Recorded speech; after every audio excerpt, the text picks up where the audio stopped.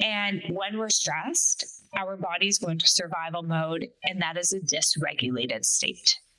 Okay.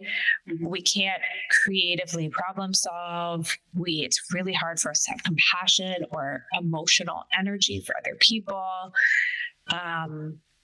We can get into that rabbit holing, all of that. When we are able to even take just 1 or 2 deep breaths, and I always recommend in through your nose and back out through your nose, your body just calms down almost instantly. Welcome to Go Get Great, the podcast for aspiring entrepreneurs and ambitious small business owners. I'm your host, Brittany, owner of Brittany Miller Socials and mother of 3. Go Get Great is all about helping you make life and business work together. You'll learn about the fumbles that helped get me and my guests to where we are today so you don't have to make them. So come join the journey with Go Get Great. Good morning and welcome back to the Go Get Great podcast. I'm really excited to be joined by a special guest today, Ashlee Livingstone. So Ashlee is a breathwork and growth coach who empowers people just like you to breathe new life into your personal and professional journeys. She's more than a coach though. She's a transformative force facilitating deep, impactful breathwork sessions that guide her clients to uncover and release subconscious blocks holding them back. Her approach integrates powerful breathing techniques with growth-focused coaching, enabling profound personal breakthroughs and fostering sustainable growth. She's self-described as a spicy human who loves to connect, laugh, and share meaningful experiences with others. She's a mom to an only, a wife, a lab mom, and a loyal friend. Also, #Scorpio, if you know, you know. So I'm really excited to have her on the podcast today because she has some great insights into what breathwork is, if it's a new word that you may not have heard before. We also talk about the difference between breathwork and meditation, along with a bunch of other incredibly relevant topics to entrepreneurs who have a lot on their plate and feel a lot of stress quite regularly. And definitely stick around till the end because she also does a mini breathwork session with us, which is absolutely incredible. So without further ado, let's dive in. Well, good morning and welcome to the Go Get Great podcast. Ashlee, how are you doing today? I'm doing awesome, Brittany. Thank you. How are you? I am doing well and very excited for our topic today. This is kind of one of the things that I have been learning a little bit about over the last few years as I started on my professional development journey. It's definitely not something that I ever did before or understood before. And I've been amazed when I do it consistently by the results I can get from this. So I'm excited to introduce this topic to other people. But before we dive in, talking about breathwork, I would just love for you to introduce yourself for anyone that doesn't know you. Yeah, thank you. So my name is Ashlee Livingstone. I am a personal growth coach and a breathwork facilitator. I like to say I dance on both sides of strategy and logic and woo. So I play in that like fine, beautiful balance of both. And breathwork has been one of the best tools that I have incorporated into my life personally and my coaching. So in addition to being a coach, I'm a mom and a wife, and I'm a dog mom too. I feel like that actually takes up more time and energy than actual momming. But yeah, and I'm just like everyone else, human being trying to find our joy and make the world a happier place. Mm-hmm. I love it. Yes, I have a dog too, and especially when she was little, they're more floor work. I think people call them practice kids for a reason.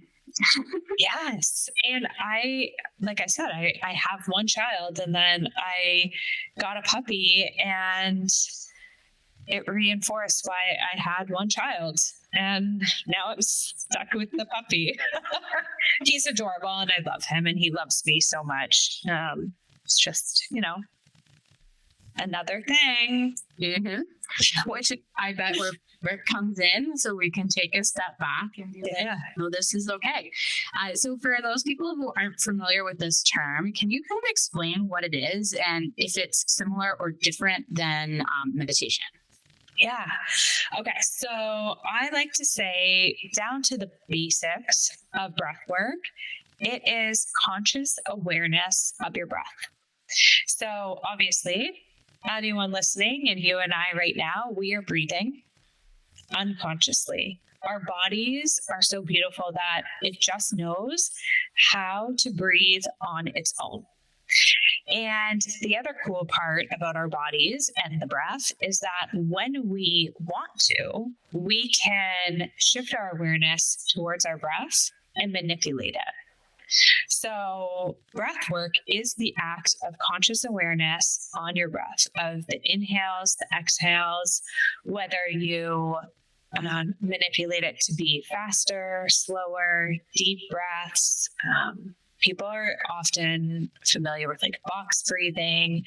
So that's the act of breath work, is sitting in a space for however long you want. It can be 1 minute, it can be 10 minutes. I also facilitate up to like an hour-long sessions where you are consciously breathing and letting the breath do its magic. Yeah.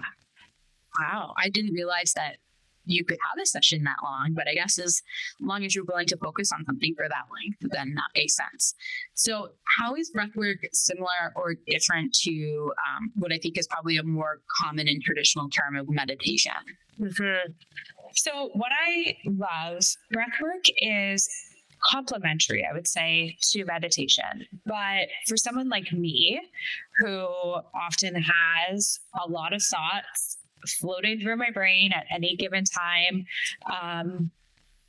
I find meditation or the act of meditating to be a challenge for me, because I was always told, and I don't necessarily subscribe to this anymore, but I think a lot of people are told that meditation is about complete stillness, don't think, let your mind go blank, and that seems fairly impossible. I think there are gurus out there who master the art of, letting the thoughts come in and letting it go away and actually finding space in that meditation. What I love about breathwork is it allows me to focus on my breath.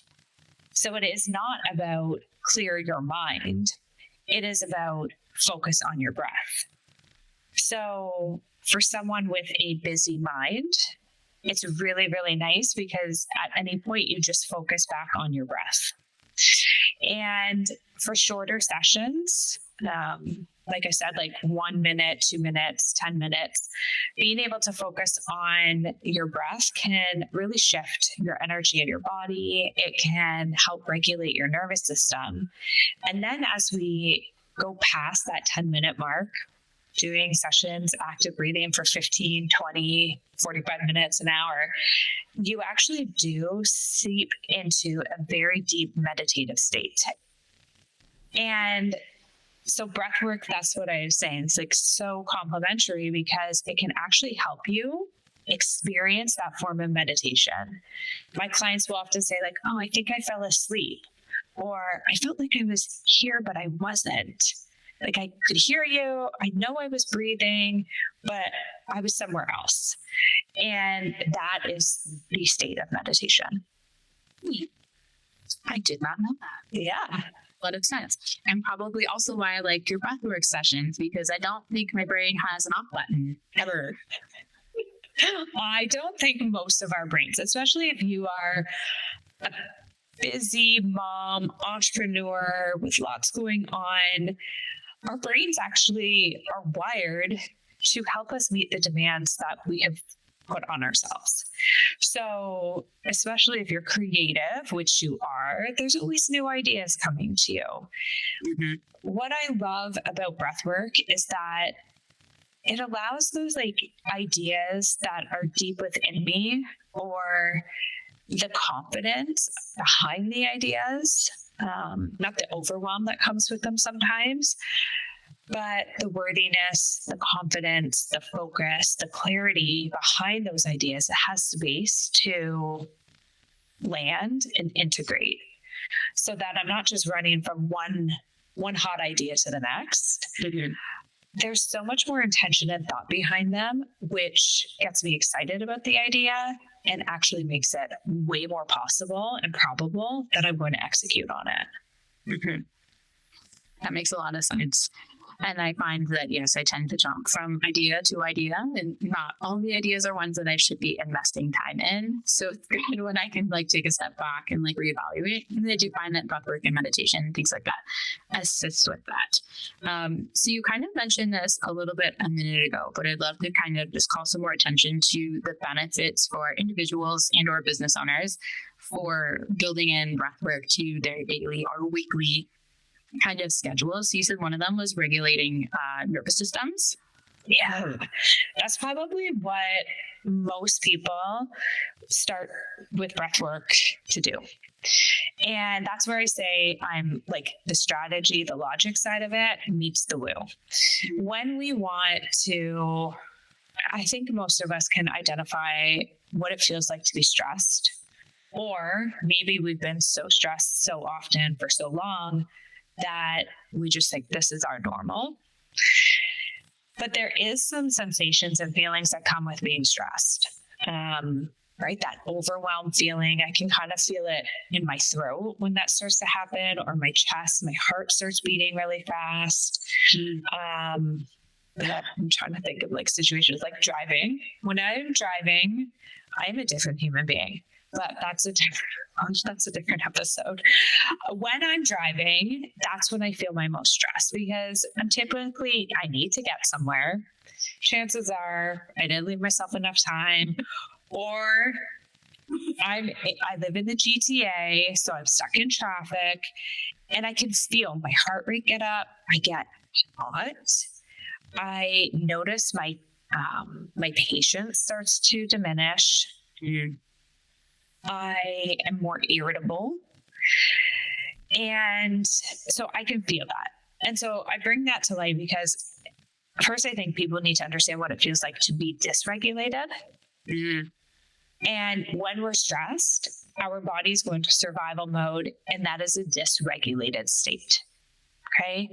We can't creatively problem solve. It's really hard for us to have compassion or emotional energy for other people.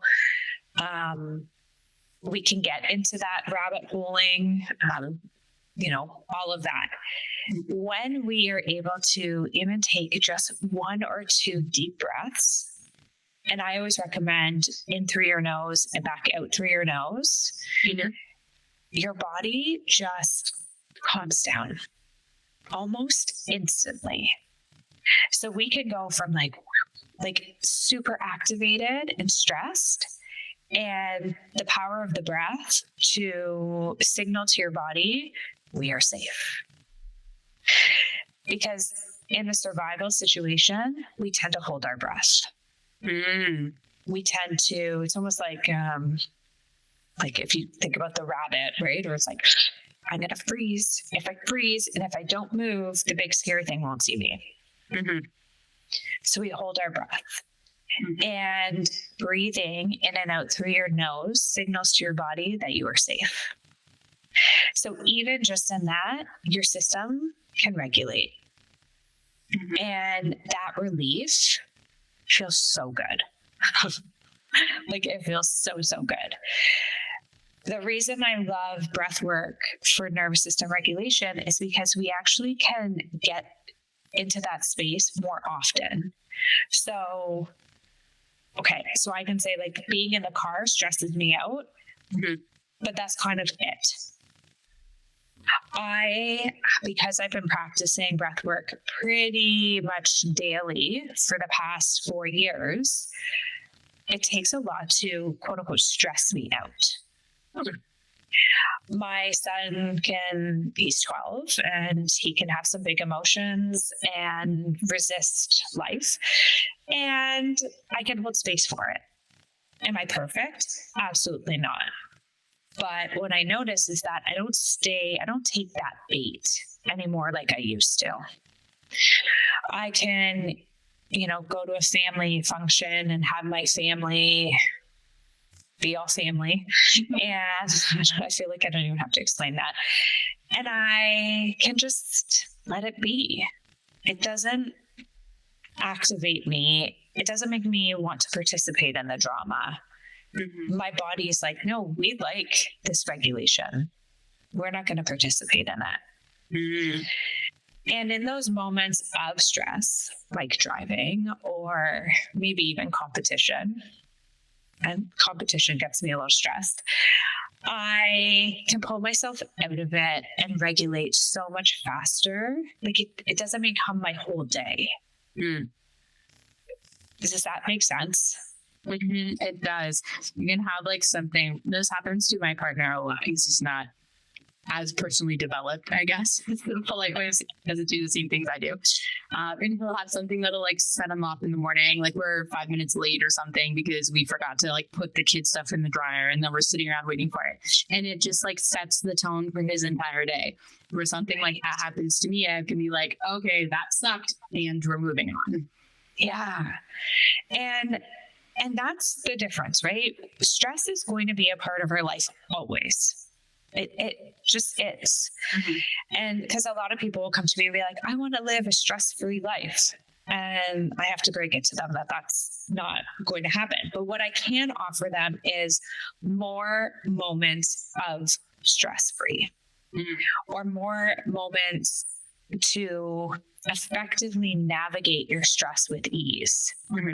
I think that's really what more people are craving. It's not to have zero stress ever, because stress is actually good and healthy at times. What's not healthy is the chronic stress that keeps us spiraling, reacting, fighting, in drama, distracted. And that's where breath work for nervous system regulation is so powerful. That makes a lot of sense. It's like, and I've had even myself say that too, but I hear a lot of people say that too. Oh, I'm just so stressed all the time. I just don't want to be stressed anymore. And it was like, okay, cool. But like some of my best ideas have come from a place of me being stressed and needing to think creatively to get out of the box. So there's definitely benefits to it, but you're right. No one wants to live in a chronic state of like fight or flight, which I find a lot of people do, because there's so much that can trigger that stress response in people. And as unfortunate as it is, it's not something that we're taught to deal with. Like, I think that now that I have children and I have to parent, as well as regulate my own self, which is hard enough some days, I wish that it was something that was taught in school, because stress is everywhere, but they don't teach you how to cope with it. They learn how to bottle everything up and pray that the lid never comes off the bottle while they're, at school. But yeah, it's definitely something that I wish more people knew about, and that I learned about sooner. So I guess kind of my question in that is, do you have any tips to help parents implement these strategies with children? Because I tried the, smell the flowers, blow out the candle thing with my kids, and it actually stops the tantrum, but they don't do it. They're just like, no. And then they get mad and leave. I'm like, okay, that was semi-productive, but not really what I wanted. Yeah, fair. Okay. So as a breathwork facilitator who also has a child, oftentimes when we try and deliver these strategies in the heat of the moment, they're not interested in listening to their boring parents. Fair. So the best advice I have for that is to practice what you want them to do and do it in front of them. Okay. So my son will see me driving, and I'm going to really create this reputation of being a crazy driver. Not a crazy driver. I'm just using it as an example. My family would probably disagree though. So he will see me in stop and go traffic, and he will see me take breaths in and out through my nose. Like, I will practice self-regulation in front of him. And trust me, our kids give us enough opportunity to need to regulate ourselves in front of them.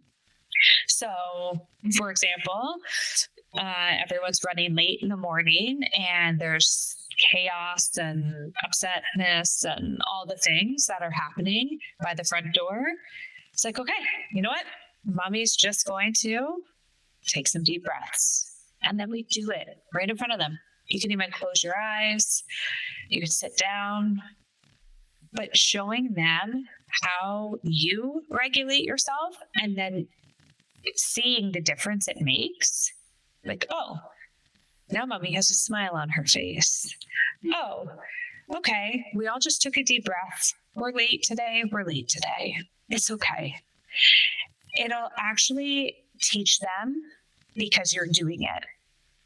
When we try and force something that they haven't necessarily seen us do and seen in practice, because they just mimic us all the time. So when they see us do it, I think that's actually the best way to teach them. Okay. I like that. And it sounds so simple. Yeah. The simple part is that it's actually way harder for us as adults to regulate ourselves.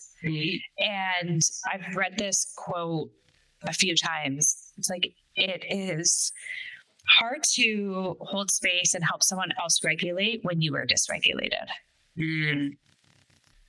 So even with children, or even with an upset client or a stressed client or family members, if you are dysregulated, chances are you're jumping in the muck with them.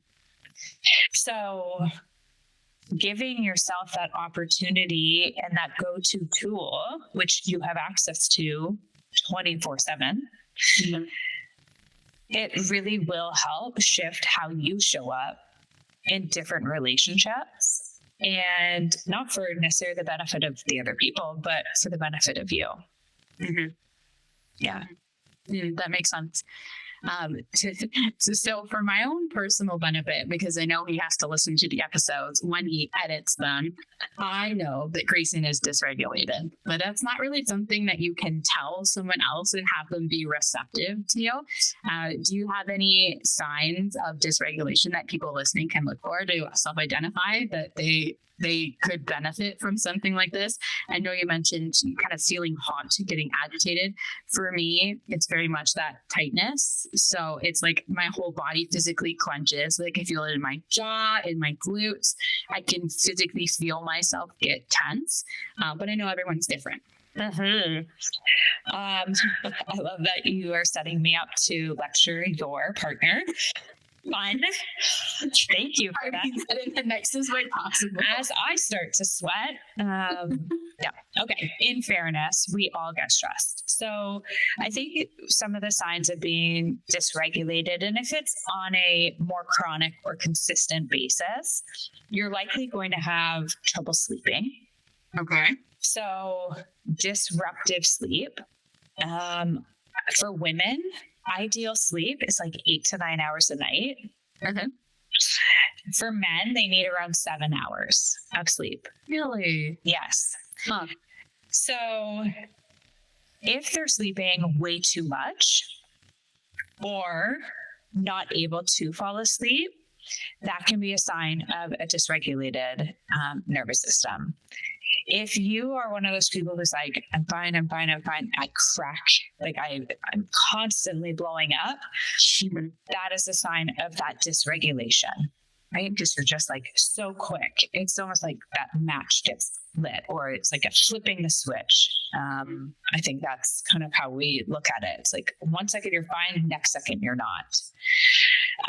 Digestion problems. So if you are struggling to lose weight, right? High cortisol actually prevents people from being able to lose weight. So, and it can also disrupt your regular flow in your body, high blood pressure, elevated heart rate. And also, I find people who are dysregulated have a very low lack of motivation, I guess it's like where you're like, I know what I need to do, so why am I not doing it? That comes from a system that is just so stressed that adding one more thing is just not possible. You just don't have the capacity for it. So I hear that a lot from my clients when they start working with me is like, okay, great. I know all these things that you're telling me to do, but I can't do them. And for me, that's okay, first and foremost, we're going to regulate your nervous system. And it doesn't have to be breath work. I mean, that's what this is about, and that's what I teach on. But there's lots of different ways to regulate your nervous system. It could be going for a walk, spending time in nature. I like singing. It's a really good way to move energy. Humming is also really good. Humming's cool because when you're humming, you actually also can't think about anything else. I did not know that. Yeah, try it sometime.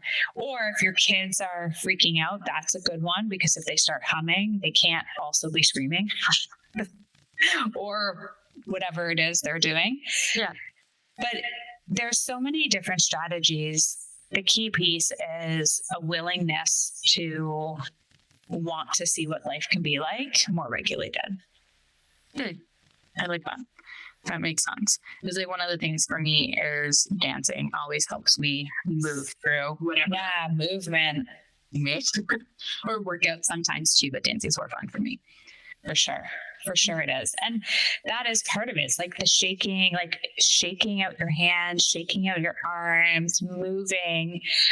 I think anytime we are just like taking this energy we have and saying, no, not now, and shoving it down, it's just being stored. And that's why we have these explosions. Or so whether that's through yelling, fighting, crying, that overwhelmed feeling, it's all just like stored energy that you've shoved down. Mm-hmm. And so the more you can like move and let it out, the better. I like that. So I guess my follow-up question to that is because all of this sounds so easy, and I guess I am also someone that suffers from that I just can't handle anymore, especially when I'm not doing my breathwork and exercise regularly and not stay grounded. What are some of your tips and recommendations to, I'm assuming, start small, but like how do we slowly get us back to this state of emotional regulation when we just feel like we can't add anything else to our plate? Yeah. Well, I think part of it comes down to taking a bit of a look at your life. I use a tool called a life alignment assessment, and it really does help my clients and me kind of take a pulse on my life. Like, where am I feeling at capacity? Because oftentimes it's also not necessarily real, right? We are saying yes to everything, even if it's not our priorities. We struggle with boundaries, so we don't know how to say no. Or we've been telling ourselves for so long we have to do everything, like we're the only one who can do it. And so I like doing a bit of a pulse check on that part of our life. Like, where are we actually spending our time? Where are we truly feeling at capacity? Like, what is contributing, I guess, to this feeling of overwhelm? Like, I can't do anything else. Mm-hmm. That's the strategy side of things. Mm-hmm. And then practical tips. You have 5 minutes. 5 minutes each and every day to just breathe, right? Or sing, or dance, whatever it is for you, but we're going to talk about breathwork. 5 minutes. If you sit there for 5 minutes, set a timer if you want, and follow your breath. There's tons of audios that you can download. I have tons of audios that I could share, but 5 minutes of conscious breath will eventually start to shift that for you. Making those deep breaths in and out through your nose in those moments where you feel the stress building, you're going to start to teach your body that this is your go-to tool. Just like when your body is thirsty, you can drink your water. Your body is hungry, you feed it. Your body is stressed, we breathe. Okay, so it's like training your body. And I challenge anyone to tell me they don't have 5 minutes. I know people who spend hours scrolling on their phone or binge watching TV or taking their time in the bathroom. Like, we all have 5 minutes. You can create that space, and it's just about being really intentional with it. So I would start there, right? What's contributing to the overwhelm? Like, what got me here? And then 5 minutes a day. I love it. And 5 minutes feels so accessible, which is great. Yeah.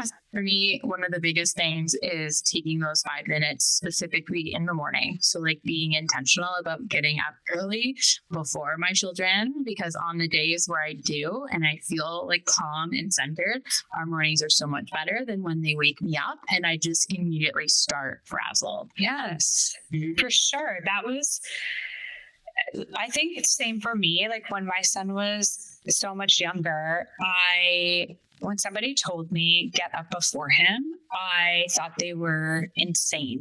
I was like, why would I purposely give myself less sleep? It never occurred to me that I could just go to bed earlier and that it didn't have to be a huge amount of time. I started with 15 minutes before he woke up. And the shift was almost instant. I just had 15 minutes to myself to breathe, to think about how I wanted my day to go. And then when he woke up, I was genuinely happy to see him. And it kind of made me sad because before then, we started our day with me kind of going like, ugh, you. Like, maybe not exactly like that, but yeah. I was like, it's bad to say, but sometimes in those moments, especially in the moments where they're waking up a million times because they're little and they need to eat or they have nightmares or whatever it is, it's like almost that small little bit of like resentment and be like, why can't you sleep for just 15 more minutes because I'm still tired, versus getting up 15 minutes earlier and you're like, okay, cool, you woke up on time, a little bit early, whatever it is today, and that's okay. Yeah. And that's another way that we help them regulate, is because they're not starting their day with somebody who's like, please get away from me. Right? So, and this goes for like everything in our life, even if you don't have children, but you're running your business. It's like how we approach everything. Right? It's okay to pause. It's okay to create some space for yourself. It's okay to pour into you first. And in fact, it's actually really, really important to do that. It can change the entire trajectory of your day, of your business, of your relationships. It's so true. And it seems so silly to think that, a couple of deep breaths can really have that much of an impact, but it really does. I like your breathwork sessions because I just did your recent Valentine.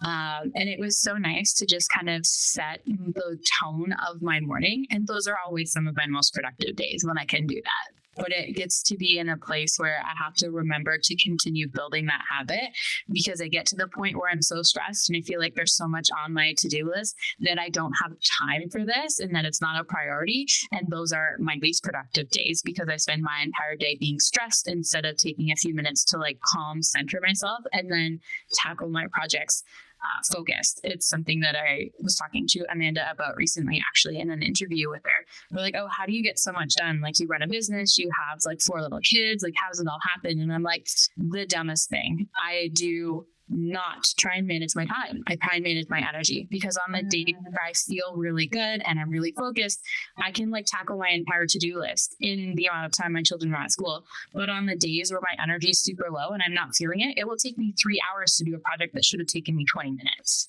And it's just, and you don't understand that until you're in the place where you've seen it in action, which I think is the hard thing for people who don't kind of have the awareness about these activities. Yeah. And I think that part of what helps you, what I'm hearing you say with your energy, are those meaningful practices. And that's a really good clue for you. Like, when you are most productive, you've done something to fuel yourself first. And so I guess the question for you is like, what gets in the way of you doing that every single day?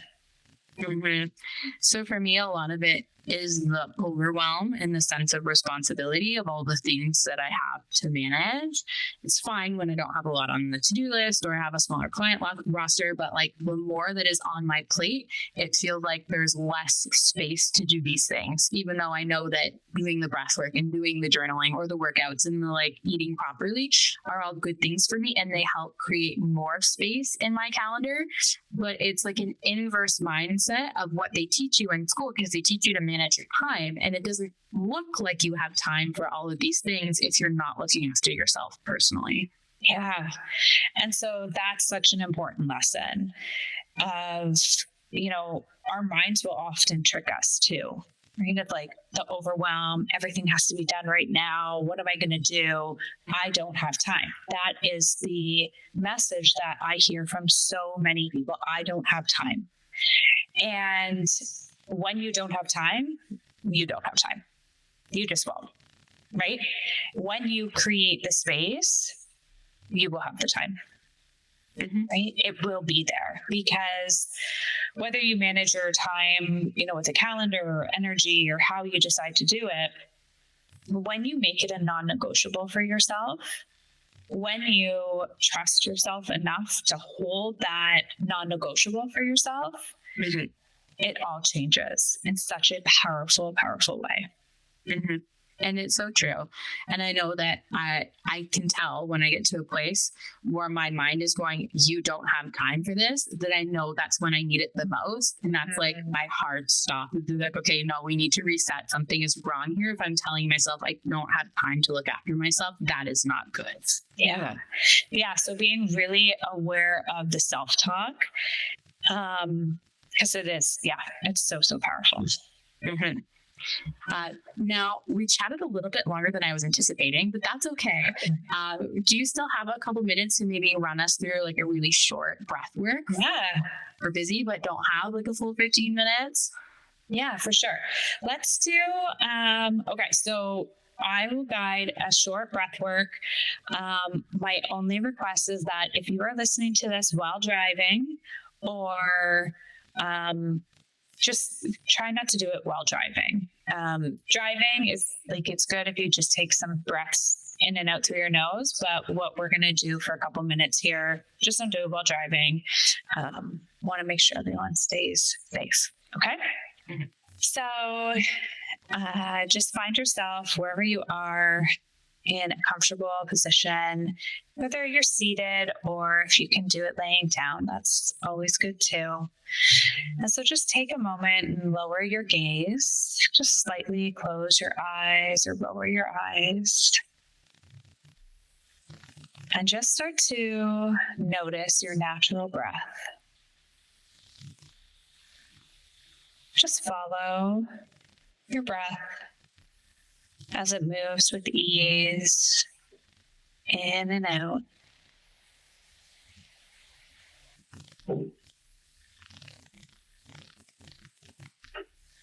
And now let's start to shift that breath to breathe in through your nose and out through your mouth.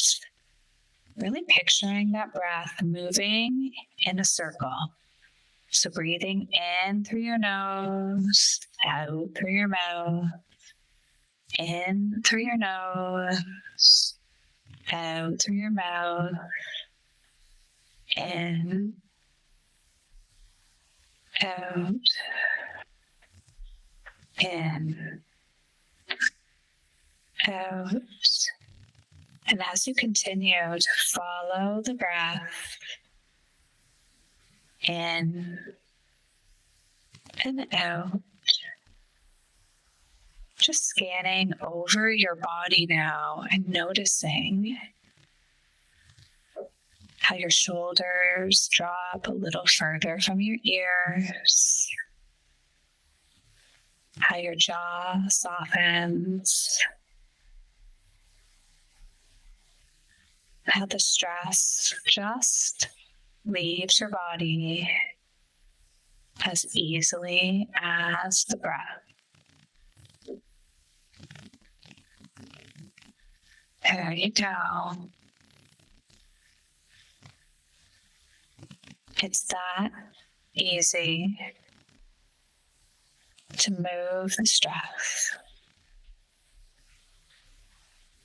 in and out, in and out,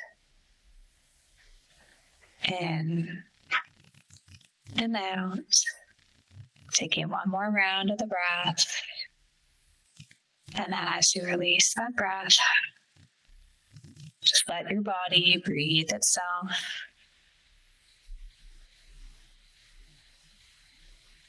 And then softly, slowly opening your eyes, just checking back in, seeing how you feel. And if you want to keep going with that breath, keep going. I always feel so much more relaxed after doing that. Like, it can physically feel the space that goes between my ears and my shoulders. It's crazy. Yeah. But thank you so much for that. So for anyone that's listening that wants to learn more about you and your breath work, can you just tell us a little bit about what that looks like?